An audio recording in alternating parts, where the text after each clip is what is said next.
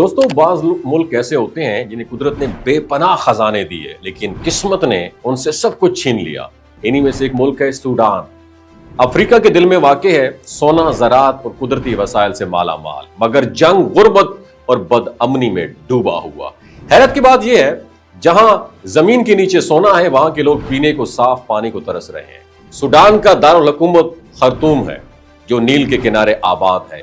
یہ وہ جگہ ہے جہاں نیلا نیل اور سفید نیل آپس میں جڑتے ہیں، مگر کمال یہ ہے کہ دونوں کے رنگ اور کثافت میں فرق ہونے کے باعث کئی کلومیٹر تک یہ دریا الگ الگ بہتے ہوئے نظر آتے ہیں۔ یہاں جو نیل ہے سب سے طویل دریا مانا جاتا ہے دنیا کا، جس کی لمبائی تقریباً 6650 کلومیٹر ہے۔ سوڈان کی بات کی جائے تو ایک عرب ملک ہے اور عرب لیگ کا حصہ بھی ہے، اور اس کی تہذیب بہت قدیم ہے۔ یہاں پر 200 سے زائد چھوٹے اہرام، پیرامڈز موجود ہیں جو مصر سے بھی زیادہ ہیں، اور یہ اس سرزمین کی تاریخی گہرائی کو ظاہر کرتے ہیں۔ مذہب کے حوالے سے بھی سوڈان خاصا پہچان رکھتا ہے۔ یہاں ہر گھر میں قرآن پاک کے حافظ مل جاتے ہیں، لیکن حفظ قرآن ان کی ثقافت اور روایت کا حصہ بھی ہے۔ لیکن بدقسمتی سے یہ سرزمین جو کبھی علم، عبادت اور امن کی علامت تھی، آج خانہ جنگی کا شکار ہے۔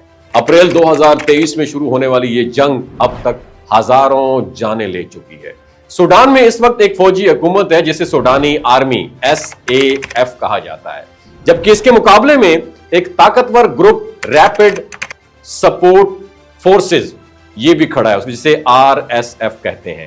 دونوں کے درمیان اقتدار کی جنگ نے پورے ملک کو تباہی کے دہانے پر پہنچا دیا، اور سب سے افسوسناک پہلو یہ ہے کہ اس جنگ کے پیچھے صرف اندرونی اختلافات نہیں ہیں بلکہ بیرونی طاقتوں کا مفاد بھی کار فرما ہے۔ رپورٹس کے مطابق سوڈان کی فوج جسے SAF کو ایران کی حمایت حاصل ہے، جبکہ RSF کو متحدہ عرب امارات UAE کی پشت پناہی حاصل ہے۔ اور حیرت کی بات یہ ہے، یہ سب کچھ ایک ایسے ملک میں ہو رہا ہے جو خود مسلمان ہے اور لڑنے والے بھی مسلمان ہیں۔